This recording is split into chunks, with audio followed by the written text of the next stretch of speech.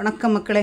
பாருங்கள், பிள்ளைங்க திடீர்னு எனக்கு தக்காளி சாதம் வேணும்னு கேட்டால் உடனே சிம்பிளாக பண்ணக்கூடிய சைடிஷ் தக்காளி சாதம் எப்படி பண்ணுதுன்னு வீடியோவில் பார்ப்போம்.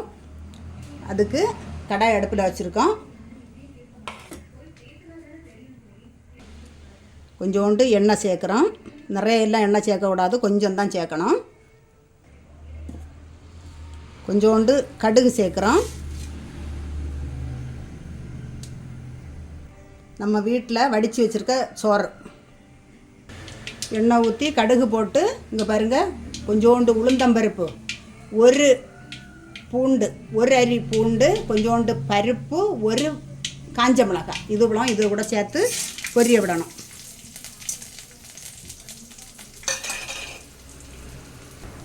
அரிஞ்சு வச்சுருக்க 2 தக்காளி இது கூட சேர்க்குறோம்.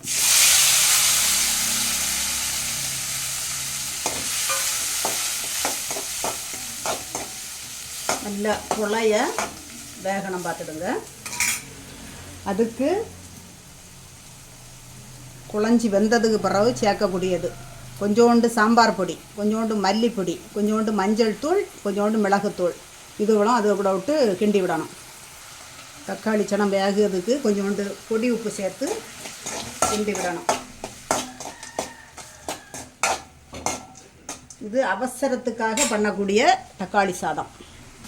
நல்ல குழைய வெந்தாச்சு. அதுக்கு கூட இதுவளவும் சேர்க்கணும். இப்படி கிண்டி விட்டு கொஞ்சோண்டு கருவேப்பிலை சேர்க்குறோம். கருவேப்பிலை சேர்த்து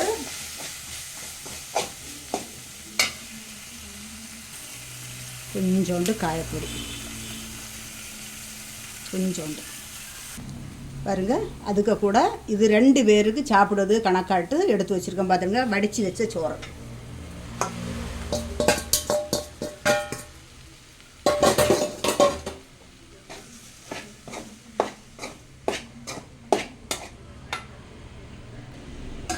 பாருங்கள், சூப்பர் டேஸ்ட்டாக ஈஸியாக பண்ணியாச்சு தக்காளி சாதம்.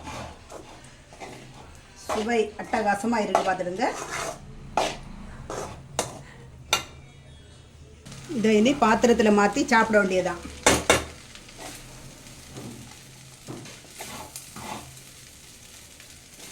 சிம்பிளாக ஈஸியாக பண்ணக்கூடிய தக்காளி சாதம்.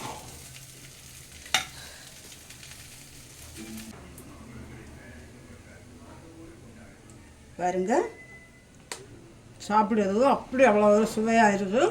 இது போல் பண்ணி பார்த்து குழந்தைகளுக்கு கொடுத்துக்கிட்டு பிடிச்சிருந்தா லைக் பண்ணுங்கள், ஷேர் பண்ணுங்கள், சப்ஸ்கிரைப் பண்ணுங்கள், கமெண்டில் சொல்லுங்கள். வணக்கம். தக்காளி சாதம் ரெடி ஆகிடுச்சு நிமிஷத்தில்.